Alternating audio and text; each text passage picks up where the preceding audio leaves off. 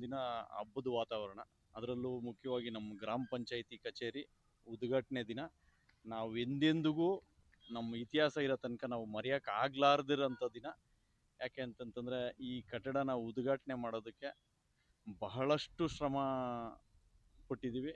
ಈ ನಮ್ಮ ಶ್ರಮದಿಂದ ನಮ್ಮ ಸದಸ್ಯರು, ನಮ್ಮ ಆಡಳಿತ ಮಂಡಳಿ ಏನಿದೆ, ಪಿ ಡಿ ಒ, ಸೆಕ್ರೆಟ್ರಿ ಕಾರ್ಯದರ್ಶಿ ರಾಮೇಗೌಡರಾಗಿರ್ಬೋದು, ಮುಖ್ಯವಾಗಿ ನಮ್ಮ Vishwanath bill collector, P D O Ravichandra sir, ಮತ್ತು ಉಪಾಧ್ಯಕ್ಷರಾದಂಥ ರುಮಿಯಾ ತರನಮ್ಮ,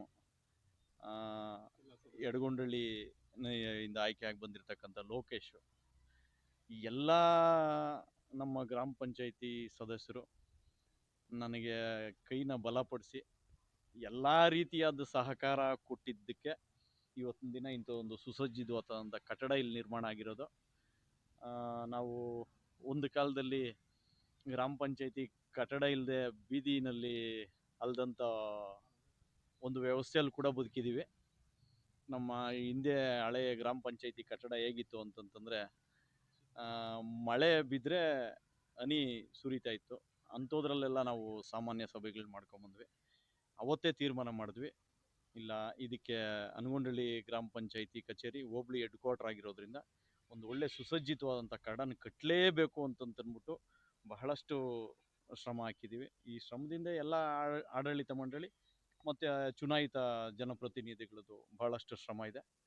ಅದರಲ್ಲಿ ಮುಖ್ಯವಾಗಿ ಇದನ್ನು ಇನ್ನೂ ಬೇಗನೆ ಮುಗಿಸ್ಬೇಕಾಗಿತ್ತು. ಒಂದು ಸ್ವಲ್ಪ ಎಲಿವೇಶನ್ನು ಇನ್ನೊಂದು ಮತ್ತೊಂದು ಈ ಮ್ಯಾಚ್ ಮಾಡ್ಕೊಳ್ಳೋದಕ್ಕೆ ಇನ್ನೊಂದಕ್ಕೆ ಇವತ್ತೊಂದು ಈ ಒಂದು ಔಟ್ಲುಕ್ ತರೋದರಲ್ಲಿ ಒಂದು ಸ್ವಲ್ಪ ವ್ಯತ್ಯಾಸ ಆಗಿ ಸ್ವಲ್ಪ ತಡವಾಗಿ ಇವತ್ತಿನ ದಿನ ಉದ್ಘಾಟನೆ ಮಾಡಿದ್ದೀವಿ. ಆದರೂ ಇವತ್ತು ಒಂದು ಸುಸಜ್ಜಿತವಾದಂಥ ಕಟ್ಟಡ ನಿರ್ಮಾಣ ಆಗಿದೆ. ನಾವು ಮುಂದಿನ ದಿನಗಳಲ್ಲಿ ನಮ್ಮನ್ನು ಆಯ್ಕೆ ಮಾಡಿ ಕಳಿಸಿರ್ತಕ್ಕಂಥವ್ರಿಗೆ, ಸಾರ್ವಜನಿಕರಿಗೆ ಉತ್ತರ ಹೇಳೋಕ್ಕೆ ಇದು ಒಂದು ಅವಕಾಶ ನಮಗೆ. ಮುಂದೆ ಗ್ರಾಮ ಪಂಚಾಯತಿ ಚುನಾವಣೆಗಳು ಬರ್ತವೆ, ಬೇಕಾದಷ್ಟು ಅಭಿವೃದ್ಧಿ ಕೆಲಸಗಳು ಮಾಡಿದ್ದೀವಿ. ಇವತ್ತು ಏನಿದೆ ಈ ಗ್ರಾಮ ಪಂಚಾಯಿತಿ ಕಟ್ಟಡ, ಇದಕ್ಕೆ ನಮ್ಮ ಶಾಸಕರಾದಂಥ ಶರತ್ ಬಚ್ಚೇಗೌಡರು ಅವರು ಕೂಡ ನಮಗೆ ಬಹಳಷ್ಟು ಸಹಕಾರ ಕೊಟ್ಟರು. ಹಾಗೆ E O P Muniyappa sir ಕೂಡ ಅವರು ಬಹಳಷ್ಟು ಸಹಕಾರ ಕೊಟ್ಟರು. ಜಿಲ್ಲಾ ಪಂಚಾಯಿತಿಯಿಂದ ನಮ್ಮ ಡಿ ಎಸ್ ಸರ್ ಆಗಿರ್ಬೋದು, ಸಿ ಇ ಒ ಸರ್ ಆಗಿರ್ಬೋದು, ಸಿ ಇ ಒ ಮೇಡಮ್ ಆಗಿರ್ಬೋದು, ಎಲ್ಲರ ಸಹಕಾರದಿಂದ ಇವತ್ತು ಇಂಥ ಒಂದು ಕಟ್ಟಡ ಇವತ್ತು ನಿರ್ಮಾಣ ಆಗಿದೆ. ಎಲ್ಲರಿಗೂ ಅನಗೊಂಡಳ್ಳಿ ಗ್ರಾಮ ಪಂಚಾಯಿತಿ ವತಿಯಿಂದ, ಅನಗೊಂಡಳ್ಳಿ ಒಬ್ಬ ಅಧ್ಯಕ್ಷನಾಗಿ, ಆಡಳಿತ ಮಂಡಳಿ ಮತ್ತು ಚುನಾಯಿತ ಜನಪ್ರತಿನಿಧಿಗಳು ಮತ್ತು ನಮ್ಮ ಶಾಸಕರಾದಂಥ ಶರತ್ ಬಚ್ಚೇಗೌಡರು ಮತ್ತು ಇ ಒ ಸರು, ಸಿ ಇ ಒ ಮೇಡಮ್ಮು, ಹಾಗೆ ನಮ್ಮ ಡಿ ಎಸ್ ಸರು, ಎಲ್ಲರಿಗೂ ಈ ಸಂದರ್ಭದಲ್ಲಿ ಅಭಿನಂದನೆಗಳನ್ನ ಹೇಳೋಕ್ಕೆ ಇಷ್ಟಪಡ್ತೀನಿ.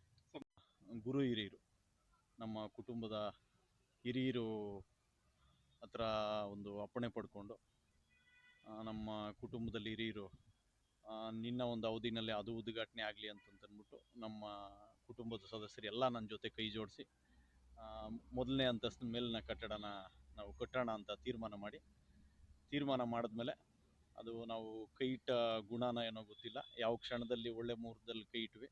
ಇವತ್ತು ಅದು ಕೂಡ ಎಲ್ಲ ಮುಗಿದು ಅದನ್ನು ಕೂಡ ಇವತ್ತು ಉದ್ಘಾಟನೆ ಮಾಡಿ ಅದನ್ನು ಕೂಡ ಮುಗಿಸಿದ್ದೀವಿ. ಎಲ್ಲ ದೇವರ ಆಶೀರ್ವಾದ. ಶಾಸಕರು ಬಂದು ಇವತ್ತಿನ ದಿನ ನಮ್ಮ ಅನಗೊಂಡಳ್ಳಿ ಗ್ರಾಮ ಪಂಚಾಯಿತಿ ಕಟ್ಟಡ, ನಾಡ ಕಚೇರಿ ಕಟ್ಟಡ ಎರಡನ್ನೂ ಉದ್ಘಾಟನೆ ಮಾಡಿಬಿಟ್ಟು ಬಹಳಷ್ಟು ಖುಷಿನ ವ್ಯಕ್ತಪಡಿಸಿದ್ರು. ಅದಕ್ಕೆ ನಾನು ಸದಾ ಅವ್ರಿಗೆ ಚಿರಋಣಿ ಅಂತ ಹೇಳ್ತಾ ನನ್ನ ಎರಡು ಮಾತು ಮುಗಿಸ್ತೇನೆ. ತುಂಬ ಖುಷಿ ಆಗ್ತದೆ. ಅನಗೊಂಡಳ್ಳಿ ಗ್ರಾಮ ಪಂಚಾಯತಿ ನೂತನ ಒಂದು ಭವ್ಯವಾದ ಕಟ್ಟಡ ಕಟ್ಟೋದಕ್ಕೆ ಮಾನ್ಯ ಅಧ್ಯಕ್ಷರು, ಅದೇ ರೀತಿ ಉಪಾಧ್ಯಕ್ಷರು, ಎಲ್ಲ ಗ್ರಾಮದ ಸದಸ್ಯರು ಕೂಡ ತುಂಬ ಸಹಕಾರ ಕೊಟ್ಟಿದ್ದಾರೆ. ಅವರ ಎಲ್ಲ ಸಹಕಾರದಿಂದಲೇ ಇವತ್ತು ಒಂದು ನೂತನ ಒಳ್ಳೆ ಕಟ್ಟಡ ಆಗಿದೆ ನಮ್ಮ ಅನಗೊಂಡಳ್ಳಿ ಹೋಬಳಿನಲ್ಲಿ. ಇವತ್ತಿನ ಕಟ್ಟಡನ ಮಾನ್ಯ ಶಾಸಕರಾದಂಥ ಶರತ್ ಬಚ್ಚೇಗೌಡರು, ಹಾಗೆ ಅವರ ಜೊತೆ ವಿಧಾನ ಪರಿಷತ್ ಸದಸ್ಯರಾದಂಥ ರವಿಯಣ್ಣ ಅವರು ಕೂಡ, ಹಾಗೆ ಇತರೆ ಮುಖಂಡರುಗಳಿಗೆ ಬಂದು ಉದ್ಘಾಟಿಸಿದ್ದಾರೆ. ತುಂಬ ಖುಷಿ ಇದೆ. ಅದೇ ರೀತಿ ನಮ್ಮ ಗ್ರಾಮ ಪಂಚಾಯತಿ ಸಿಬ್ಬಂದಿ ಕೂಡ ಎಲ್ಲರೂ ಕೂಡ ಸಹಕಾರದಿಂದ ಒಂದು ಒಳ್ಳೆ ನೂತನವಾದ ಕಟ್ಟಡ ಆಗಿದೆ.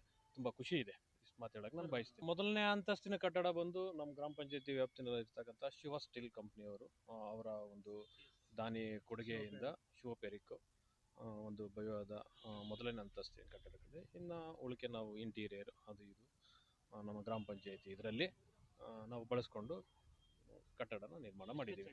ಅಧ್ಯಕ್ಷರು, ಉಪಾಧ್ಯಕ್ಷರು, ಗ್ರಾಮ ಪಂಚಾಯತಿ ಎಲ್ಲ ಸದಸ್ಯರುಗಳು ಕೂಡ ನಮಗೆ ಸಹಕಾರ ಕೊಟ್ಟಿದ್ದಾರೆ. ಹಾಗೆ ಗ್ರಾಮ ಪಂಚಾಯತ್ ಸಿಬ್ಬಂದಿಯವರು ಕೂಡ ಒಳ್ಳೆಯ ಸಹಕಾರ ಕೊಟ್ಟಿದ್ದಾರೆ. ಸೊ ಅವ್ರಿಗೆಲ್ಲರಿಗೂ ಹೊಂದಿಸ್ತಾ ನನ್ನ ಮಾತು ಮುಗಿಸ್ತೀನಿ. ಕರ್ನಾಟಕ ರಾಜ್ಯದಲ್ಲಿ ನವೆಂಬರ್ ತಿಂಗಳಲ್ಲಿ ನಾವು ಕನ್ನಡ ರಾಜ್ಯೋತ್ಸವವನ್ನು ಆಚರಿಸ್ತೇವೆ. ನವೆಂಬರ್ 1 ನಾವು ಆಚರಿಸಿದ್ದೇವೆ. ಇದೇ ನವೆಂಬರ್ ತಿಂಗಳಲ್ಲಿ ಕನ್ನಡದ ಏಕೀಕರಣ ಏನಾಯಿತು ಆ ಒಂದು ತಿಂಗಳಲ್ಲೇ ನಾವು ಇವತ್ತು ನಮ್ಮ ಗ್ರಾಮ ಪಂಚಾಯತಿ ಕಟ್ಟಡನ ಲೋಕಾರ್ಪಣೆ ಮಾಡಿದ್ದೀವಿ. ಅದು ನಮ್ಮೆಲ್ರಿಗೂ ಭಾಳ ಸಂತೋಷದ ವಿಷಯ. ಅಧಿಕಾರಿಗಳೇನಿರ್ತಾರೆ ಅವ್ರಿಗೆ ಏನಾದರೂ ಒಂದು ನಿರ್ಧಾರಗಳನ್ನ ತಗೊಳ್ಬೇಕಾದ್ರೆ ಇಲ್ಲಾಂದರೆ ಚರ್ಚೆಗಳನ್ನ ಮಾಡಬೇಕಾದ್ರೆ ಅವರಿಗೆ ಒಳ್ಳೆ ವಾತಾವರಣ ಇರಬೇಕು, ಒಳ್ಳೆ ಕಚೇರಿಗಳಿರಬೇಕು. ಆಗಿದ್ದಾಗ ಮಾತ್ರ ಒಳ್ಳೆ ಆಲೋಚನೆಗಳು ಅವ್ರ ಮೈಂಡಲ್ಲಿ ಬರ್ತವೆ. ಸೊ ಅದನ್ನು ನಾವು ಮನಗಂಡು ಅವ್ರಿಗೂ ಸಹ ನಾವು ಒಳ್ಳೆ